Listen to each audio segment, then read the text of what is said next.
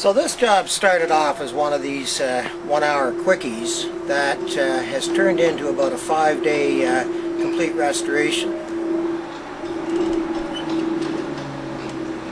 It started when one of these mounting flanges broke off of the driver's side front turn signal housing. Now this anchor here has a little screw that goes into it through an acrylic lens like that.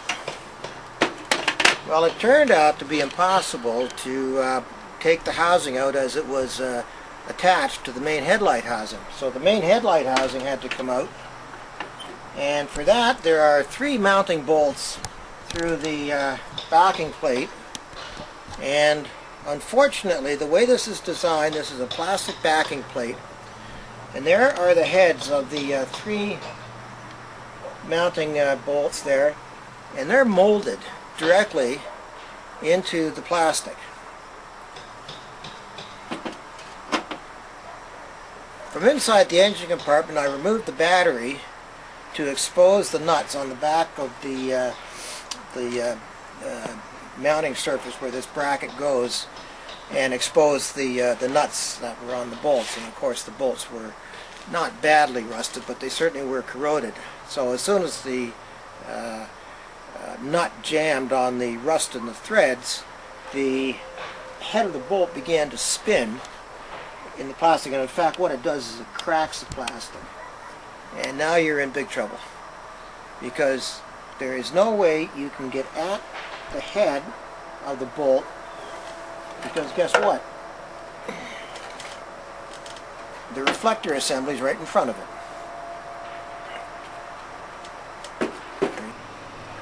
What do you want me to do? I want to see one of the rusted assembly nuts. Okay, got it. For a woman, my dear wife Josephine. So once we got the bolts cut out, the whole headlight assembly just slides out. You disconnect the electrical connectors, of course, and you'll have to undo a ground strap, which is also bolted to the main battery ground. The cleanup is done with orange Solvex, which is a citrus solvent that not only dissolves grease, but has a happy property that it dissolves in water, and it makes cleaning up a whole lot easier. I typically use the laundry sinks downstairs for this purpose, and lots of little toothbrushes and some specialty small little brushes to get into the crevices. So once everything is thoroughly rinsed, you take it out and you just leave it in the sunshine for about 2 or 3 hours to make sure that the sunlight dries off any little water in the crevices. Now, I actually left it overnight because I wanted to have a perfectly dry surface for the repair. So the way the repair was done to put that stud back on was I put the turn signal housing, this little side bracket here, which is actually one of the things that's used to connect it to the main headlight housing. I just put that in my vise so that the broken stud would sit vertically on the seat where it had broken off from. And I just put a touch of super glue on that seat, and then I just dropped the broken stud onto it, twisted it slightly until it settled perfectly into the fracture zone, and then just let the super glue set for about an hour. Now once that's done, you can then reinforce the stud with some epoxy. Now what I use for this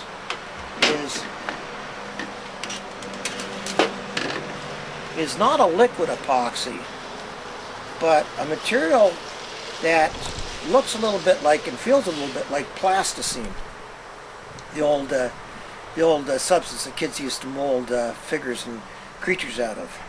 And it comes in, just like epoxy does, in a binary setup. In this case, a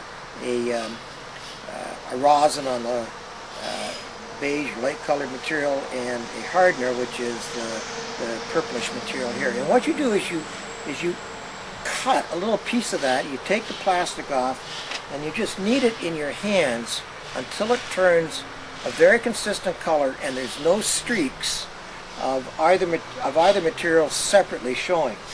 And once it gets to that point, you're able to then apply it. Oh, wrong part. In the area that you want to reinforce. And what I did is with the small screwdriver, my fingers, I just worked it around the stud, especially at the base where it had fractured, but also a good way up, and then onto the side and bottom of the signal housing. Now you've got lots of time to work with this. This is not something which is going to harden up on you in 5 minutes. And you're going to want to take your time and make sure that you've got it nice and smoothed off, right? And then you just let it set for about 12 hours. And you can tell when it's set because you can't dig your fingernail into it. It takes 3 days for it to come up to full strength. So this unit is not quite ready to be put back into service, because one of the things that I want to guard against is that when the plastic screw goes into the end of the stud, there's lots of strength there, and in the act of screwing that screw in, I don't want to break the stud off from its repair point.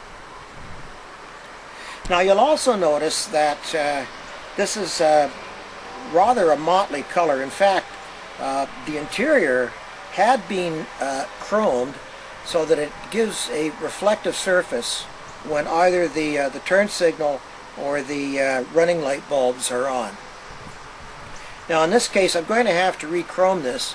Re-chroming plastic is very expensive, and it's hard to find shops that can do it. There are a couple in Pennsylvania I found on the internet, but we're going to use something a lot simpler. We're going to use a plastic coat product which is used for chrome bumpers. I haven't done this yet, and in a little while we're going to go down into the basement and I'll show you the process of re-chroming that turn signal housing.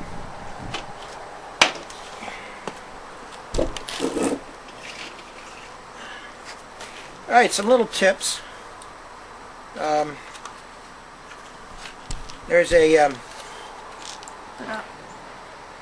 a yellow lens that goes in the side.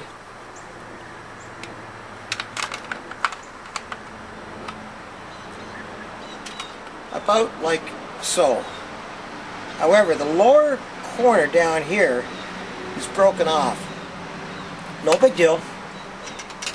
When I put it back in, I'll put a little bit of super glue on it, and that'll be the end of that. But I don't want to have the chrome paint on the piece which is stuck inside here, so I put a little piece of masking tape over there to keep the paint out.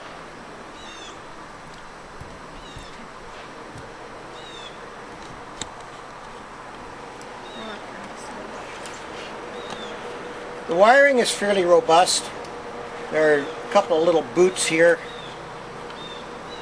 I cleaned it up at the back. It's not absolutely perfect, but enough to work with without getting your hands dirty. But when you put the boots back on,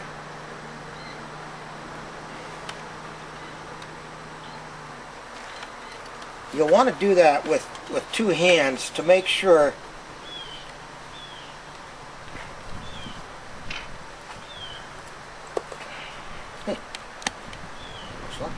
you'll want to work the boot on with two hands to make sure that it's properly seated on the back of the housing.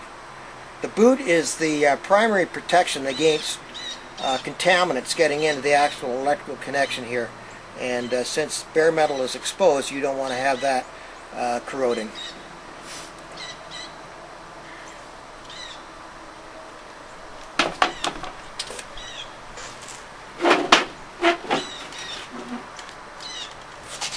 This is the lens for the headlamp.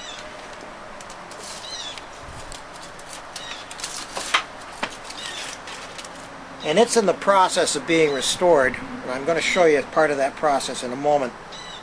But I want to point out that there's a reflective strip which goes inside like this on the bottom of the lens, and the strip was badly corroded, and it was very difficult to get out. These strips are manufactured with a plastic adhesive, almost like a gasket cement, which is sprayed onto the back of the aluminum, and then a backing sheet which peels off is placed over top of that. Then the piece is just punched out in a press, the back peeled off, and then it's applied just like that. Well, that adhesive is very difficult to get off and to get cleaned up in preparation for putting fresh adhesive on. And I tried a number of things, beginning with paint thinner, turpentine. I tried the orange Solvex citrus solvent, none of which really touched it at all. And finally I tried a paint remover such as Polystripa, and didn't get much luck with that. I tried methyl hydrate. My arsenal isn't that big, but I've got some pretty strong solvents in the place. And in the end, it turned out that the only thing that would touch it was carburetor cleaner. So I happen to have a big jar of carb cleaner that I keep for emergency purposes. And so with the putty knife and repeated applications of the citrus solvent, of the carb cleaner, I was able to gradually get most of the material off. And then the final finishing, once I got it down, was done with 800 grit polishing sandpaper, which I'm going to show you about in a moment. Now this is, as I said earlier, is the lens for the turn signal housing. This has been fully restored now, and I'm going to show you that process. But before I did, and after it was all cleaned up, there were two spots where a stone had hit, one here and one up here. This was cracked, and this had a star-shaped fracture in it. So from behind, I put a little bit of regular epoxy over top of it and just let that set up overnight, and then clean it up with the polishing kit. And this is what we have, and I can tell you that if you can see the difference between what the headlight lens and the turn signal lens look like, you can see what a difference the polishing kit makes. So I think we're going to turn our attention to that now. One or two other quick notes. The reflective surface of the strip that goes inside the headlight lens, that cleaned up with a little Varsol or paint thinner. Just let that dry in the sun.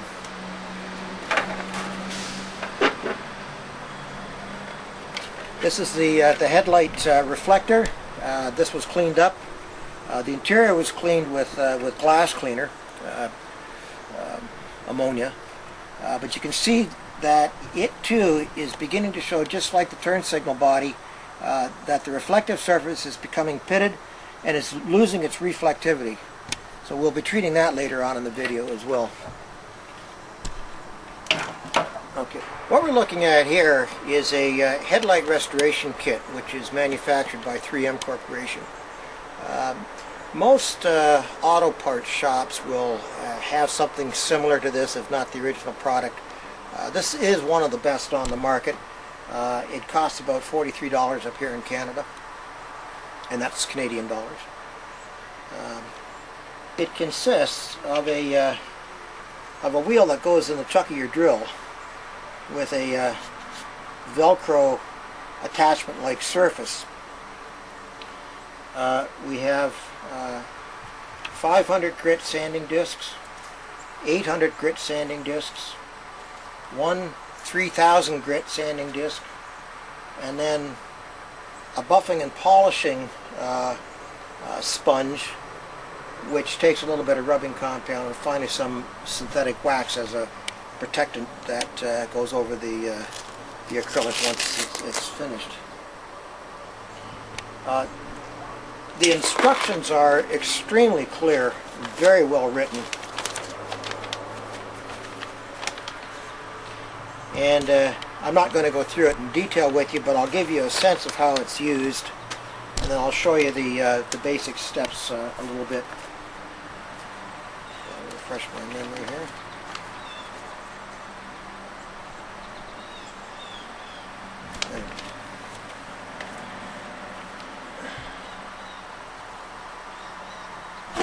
So the lens has already been done with the 500 grit discs, so we can put them aside. And just as an aside, I'll note that the packaging materials say that there's enough included to do 2 headlights, 2 average size headlights. That's about an average size headlight.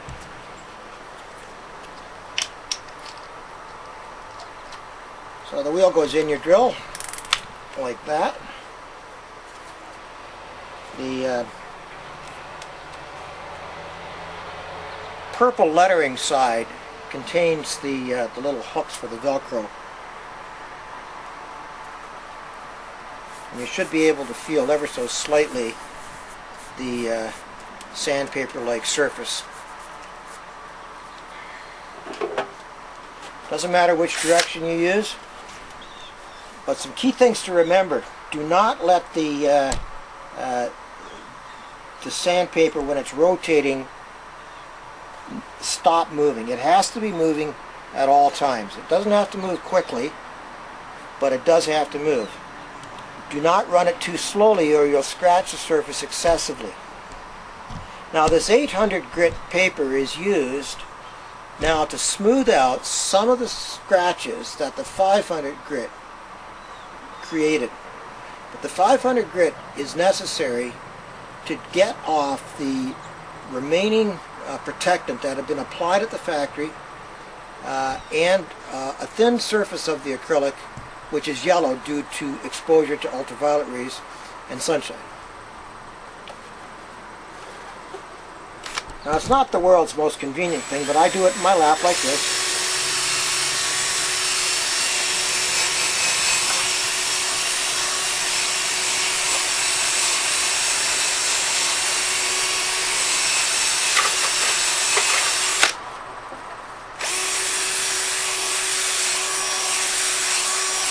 So I've just finished sanding with the 800 grit disc. You wipe it off with a paper towel, or in this case I've got a cotton towel. You get quite a bit of dust that's thrown up. Now, you want to examine the surface carefully, because the purpose of this step is to reduce the scratches that are made by the 500 grit disc, which I didn't show you, but which had already been applied to the lens. And I see here, looking carefully at it, that there's some scratches I didn't get out.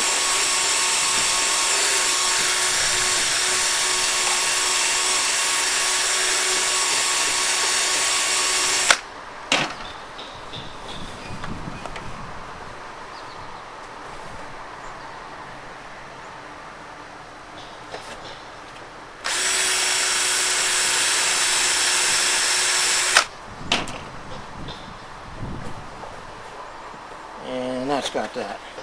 So look it over real carefully, because if you don't get it out in this step, it's very difficult to get it out in the next step, which uses the 3000 grit sandpaper. So we'll take the 800 off. Just pulls away like that. And we'll put the 3000 pad on. Only sticks one way. Just because it's getting a little windy out here, we're going to put this material back in the box.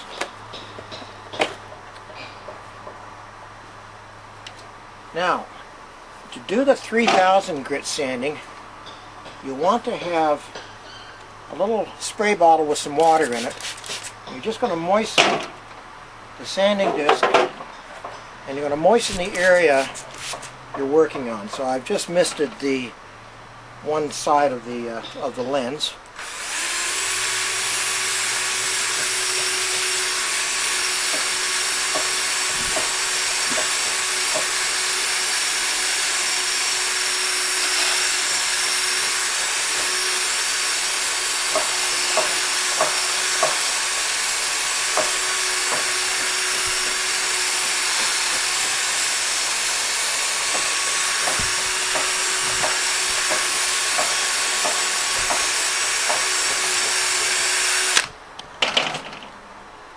flip it over.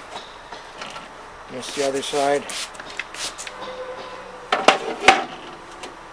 Never run the 3000 paper dry, and in fact that goes for whether you're doing it by hand or with a piece of rotating equipment like this drill. You notice that the surface of the paper is always in movement over the surface of the lens.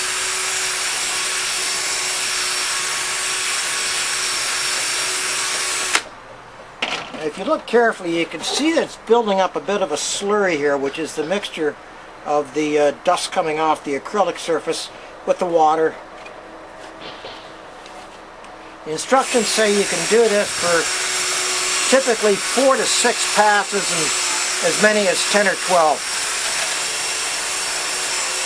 So I'll show you this once it's finished.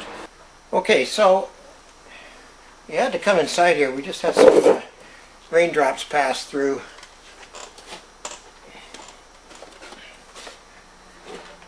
Once I was finished with the 3000 grit sandpaper, the final step is the polishing.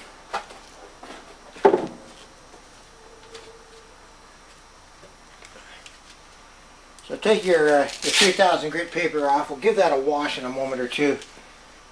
You only get one of those with the kit, and so you'll want to take good care of it so that it lasts you through your 2 headlight restorations.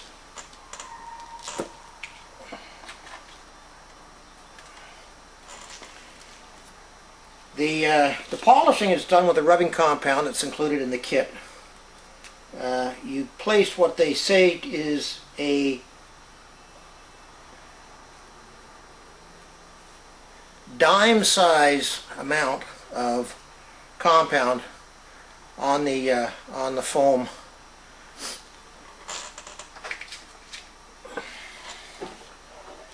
And you begin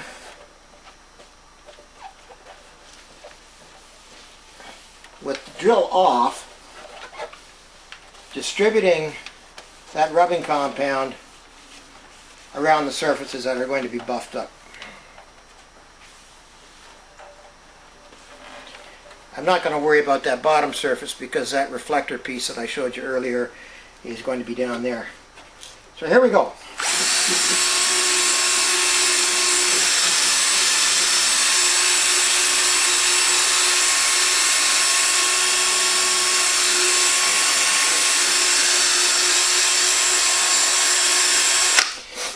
For this technique, you'll want to put the surface of the buffer right flat on the surface of the lens. With the 3 grades of sanding, I actually was using a little bit of the edge, which allows you a little more control of the unit.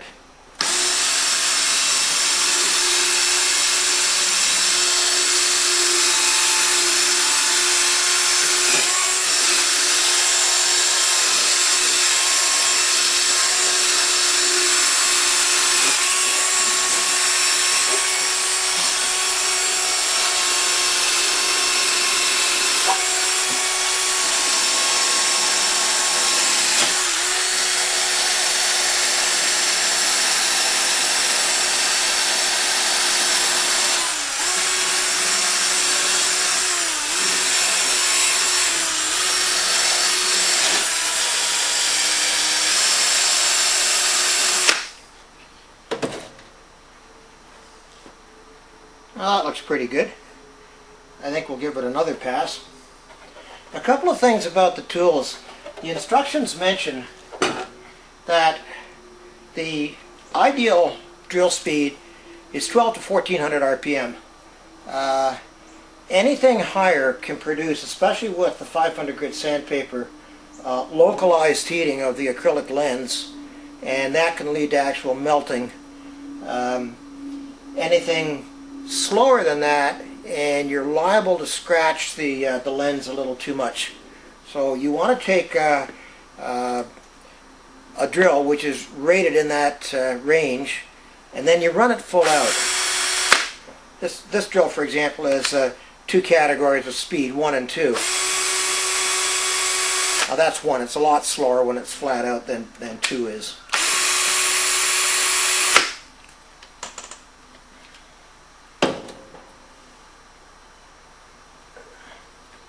We'll get our rubbing compound.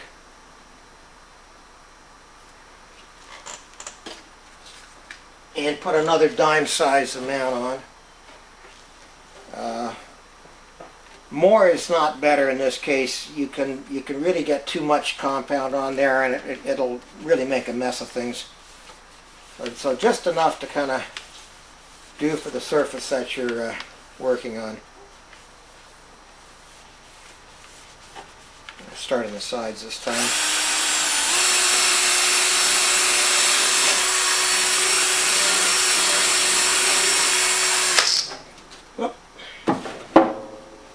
It's not good.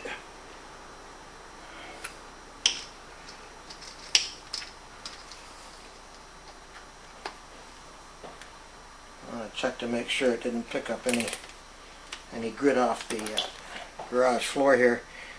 I make a habit of keeping my shop meticulously clean, just because of situations like that.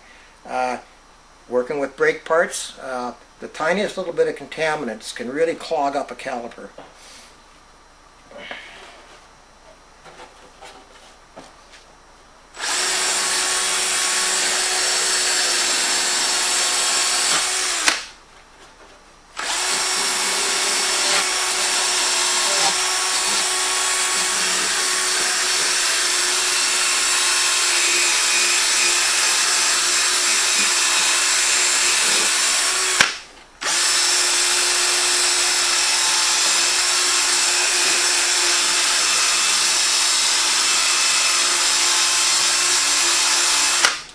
With this second pass, you can really see the improvement in the transparency of the lens.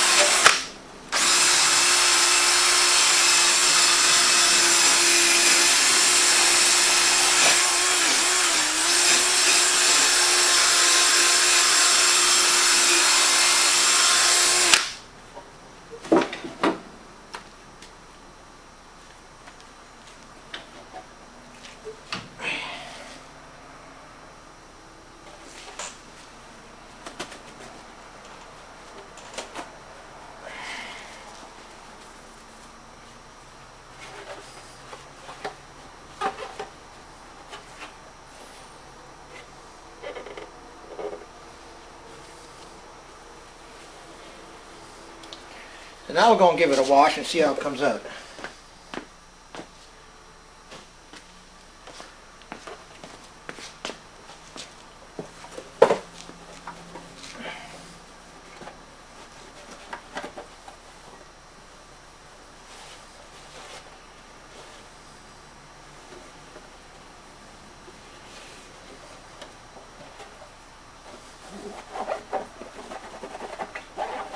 Boy, oh boy, what a difference.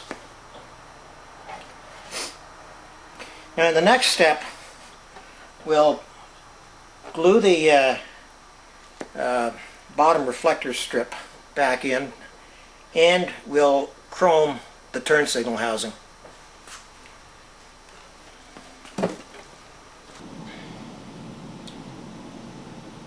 So here is the turn signal housing lying on the basement floor. It did get 1 or 2 drops of water on it. As I mentioned earlier, we got a little bit of rain. So I just threw it over a vent upstairs just to make sure it was fully dried out. One thing that you do not want is to paint a wet surface. Now you'll see that the wiring is hanging out the back there, and I don't really much care about that. I'm going to put a piece of paper over it anyway.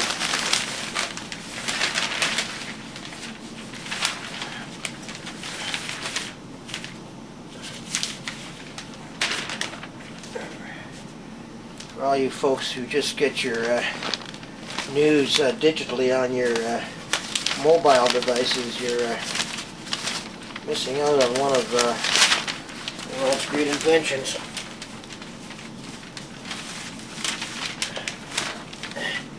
Newsprint is cheap and effective. Now, just I'm going to put the camera up a little bit here.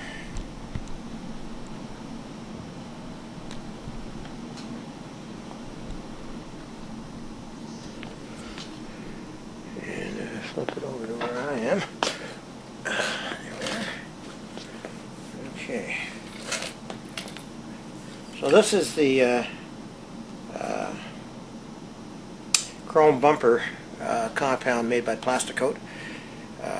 Again, these are professional grade materials and tools that I'm using. The things you get in your local Walmart or Costco are not going to be as effective. This is not cheap, this stuff. This stuff is about $11 or $12 a can, but it's very, very good, very durable, hard wearing, and you'll see in a moment why that's going to become an important element for us. Just to quickly read the instructions here, it should always, of course, be used well ventilated. And at a temperature between 60 and 90 degrees. Now, I keep my house fairly well air conditioned, so the basement's actually below 65 degrees. It's actually typically around 57 or 58 degrees.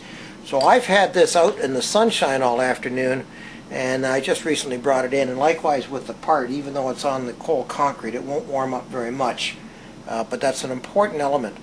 Finally, I like to do most of my spraying in the basement because the air is dead still here. I can close off the vents, and that way I'm not going to get any dust being kicked up and into the freshly painted surfaces. And in fact, we've got 3 cats here, so a cat here is a big issue for us. All right, so let's get over here and turn it back to where.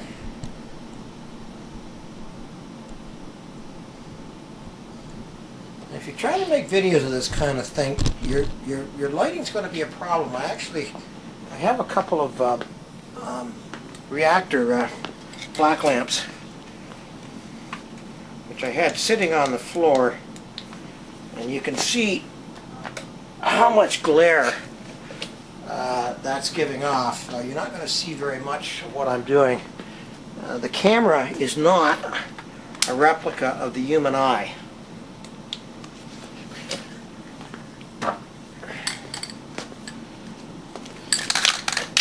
Now this stuff has to be shaken for a minute, so I'm just going to turn off the recording for a second.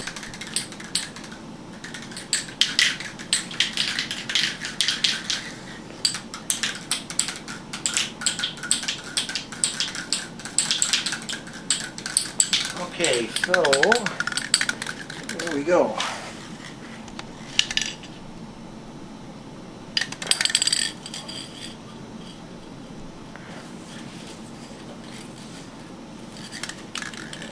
Test.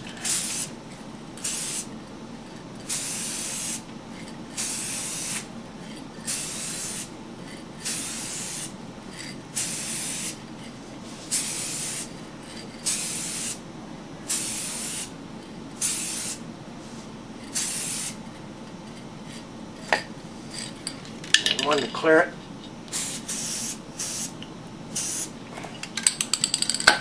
And we'll leave here for about 20 minutes before we recoat. After about 30 minutes, as you can hear, I'm shaking up the can of chrome paint. I'm going to do the second coat. Now, you'll recall that the previous coat was done left to right. This coat's going to be done at 90 degrees to that, right? And that means from background to foreground or foreground to background. Now, I'm actually going to do it both ways because I have to tip the can this way and then that way. When I say tip the can, what I mean is tip the paint dispenser nozzle in order to catch the various pieces of geometry here. All right, so here we go.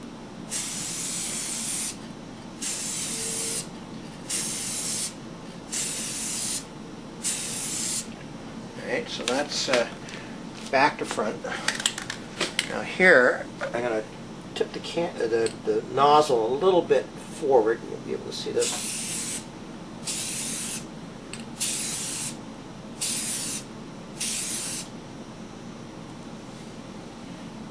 And I think we'll leave it at that for the moment. Okay, I'll be back again in another half hour. Spray from left to right. Still shaking, as you can hear.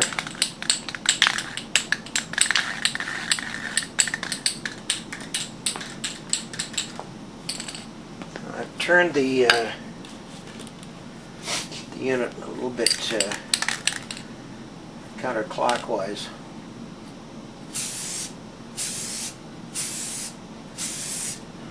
And the purpose is to more directly spray onto the side panels here. And that's all I'm going to do. The next time I come back, I'm going to spray from right to left. I'll rotate it clockwise, and then we'll do another pass from front to back.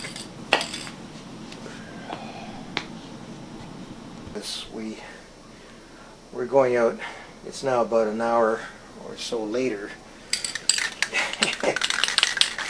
We had some rain threatening again. The car's outside with the windows open, and the ground strap for the battery has a stripped thread on the bolt. So anyway, now we're doing, as I said, from left to right. Now we got a cat here. Earl, no, this is not something for you.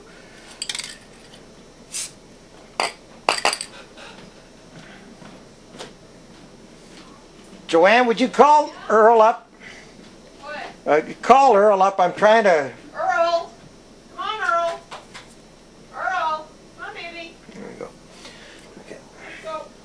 So, we're going to spray this here. Oh, I forgot to mention, I'll be wondering why I'm not worried about the actual socket for the two bulbs. I had previously put masking tape over here and then cut it out with a X-Acto knife, and so that's just a little precaution that you all need to remember to do.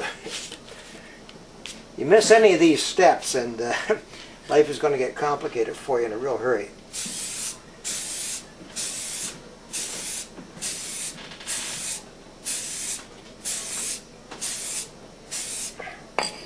Alright, so we got the left to right. So we're going to turn it back that way for next time.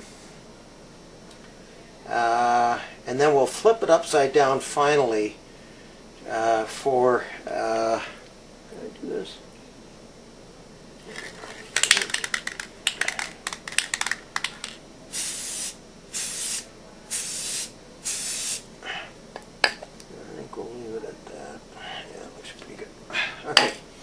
that's it for the moment. I think we've got sides done, left and right. Okay, so I'm off to have dinner later. As you can see, I've tipped up the turn signal housing on a box of facial tissue.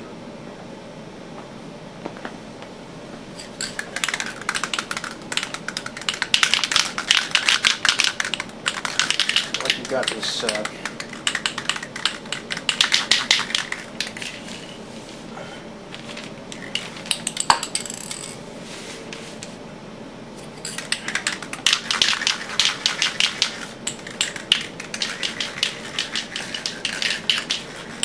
chrome paint initially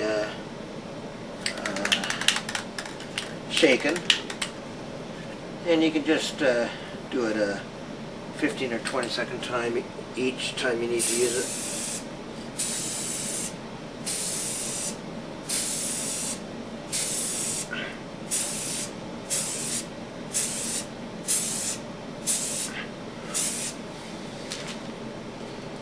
And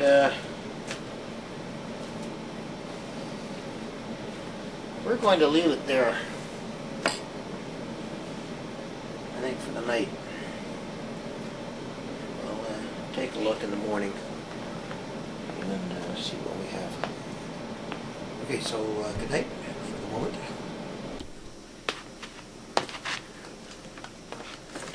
Well, it's now the next day, and we have the turn signal housing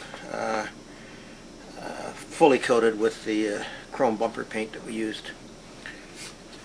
Now, in comparison, you'll see it's not nearly the level of perfection that you get with a vacuum deposition technique for chroming a piece of plastic. But the important thing is that you're going to get lots of light being reflected off this housing. And one thing I've learned over the years doing automotive repairs is don't try and make it as perfect as you get it from the factory. Functionally sufficient is good enough, and that's what this is. So I'm going to take the little piece of tape that I used to cover up the little broken bit from the yellow lens cover, which is going to fit in there.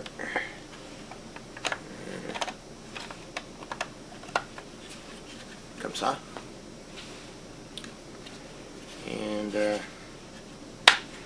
that just kind of snaps in place. And I think we're just going to leave that. I don't think I'm going to glue it.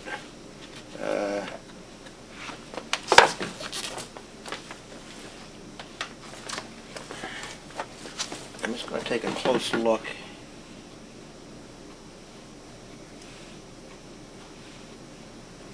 One thing to be concerned about is moisture getting in. But that's going to be taken care of in all likelihood by this sealing gasket. Now, the gasket goes in the groove around the exterior of the frame housing. And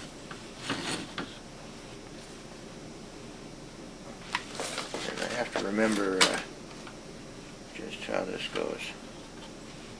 It goes like this. So it retains the contour of the corners that it went around. Get that nicely done. Like that. You can just press it in with your fingers. Just bring it up a little closer to the camera so you can see how that looks. So that just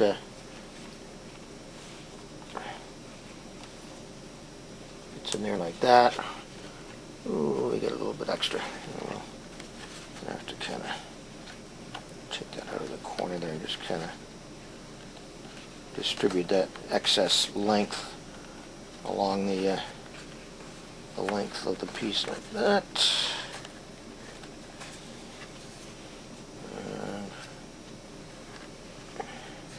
It's in there. You can't see what I'm doing. Sorry about that. Alright. Okay. Now take a good look to make sure that that's properly seated, which it looks to be.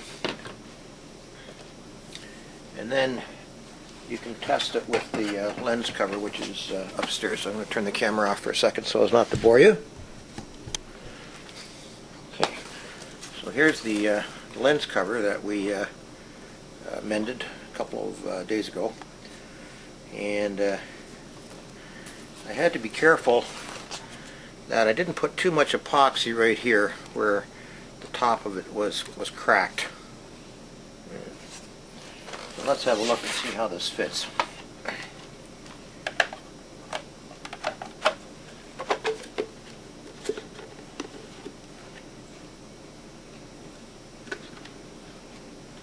Alright. That's a pretty good fit. And one thing you ever do this job, these are the locations where the 3 screws that attach the lens cover to the body go through, and you'll want to be sure after you've mended the one stud, which is here. You can see that the epoxy is now completely coated with the chrome cement. You want to make sure that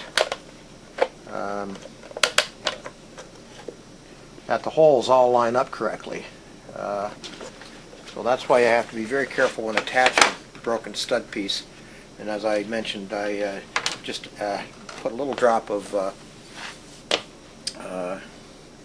super glue on that to hold it in place, and then just adjusted the seating so that the two fracture surfaces came together exactly. And that's how I know it's in place, and then you just want to verify. The other thing that I did, I don't know if I mentioned this earlier, but I covered up the area where the 2 bulbs go into their sockets with some masking tape, and then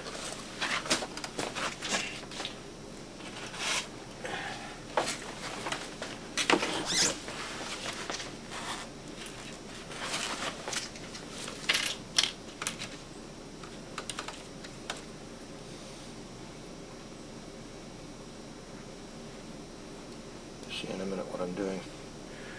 And then took this utility knife, right, and just went around and cut the excess masking tape off until I had 2 fairly precise circles of masking tape to cover only the opening into the socket for the bulb bases.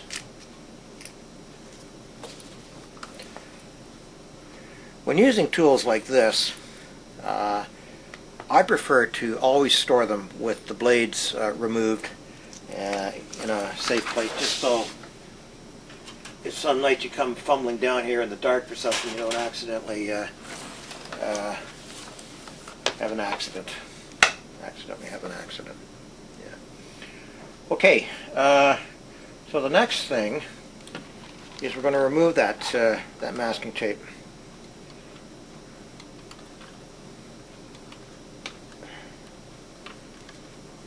I think.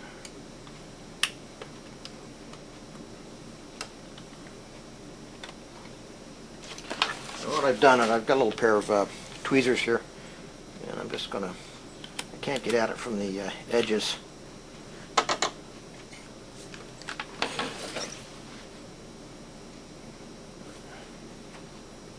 I'll just kind of, what I've done is I've taken the edge of the end of the tweezer and I've punctured the center of it.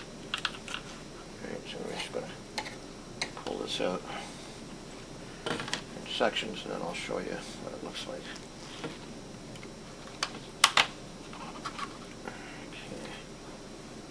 Okay. Alright.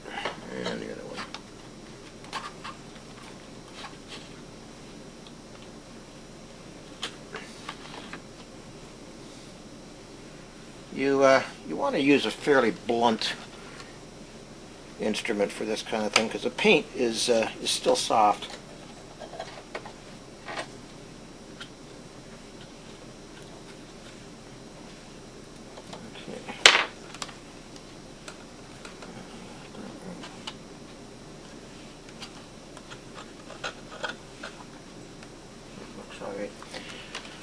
Now, I'm going to show you a little trick. Just dispose of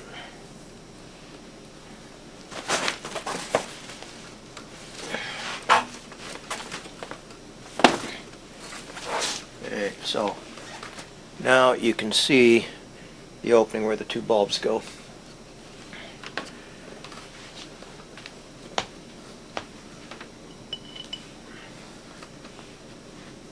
Now this just occurred to me, so I'm going to shut the camera off for a second while I get set up. Okay, I'm back. Now, this next little bit here, oh, I gotta stop, I need the bulb.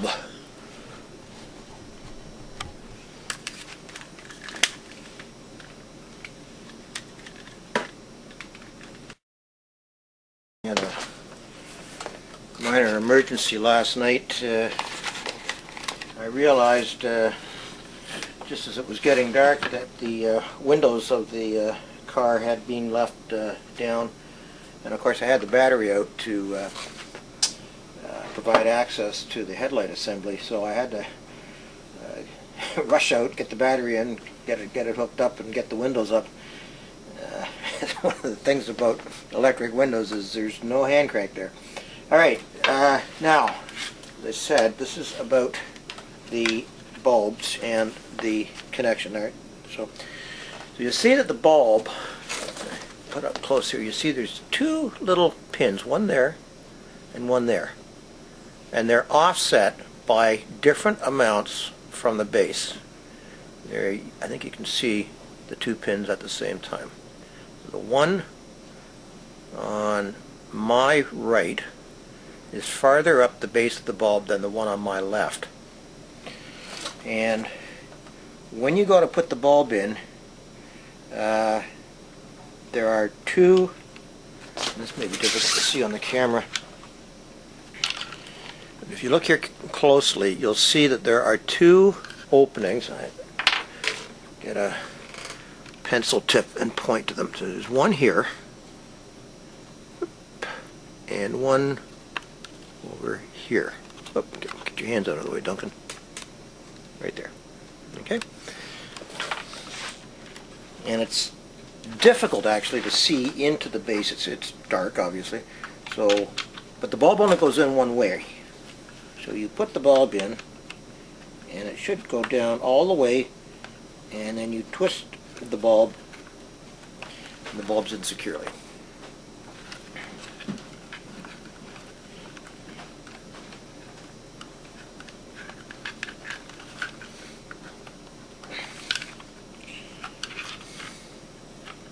Uh-oh. Just broke the bulb. Oh well. So much for that.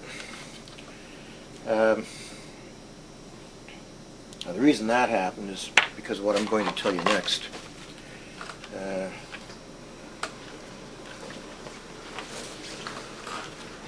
So, illuminating this better.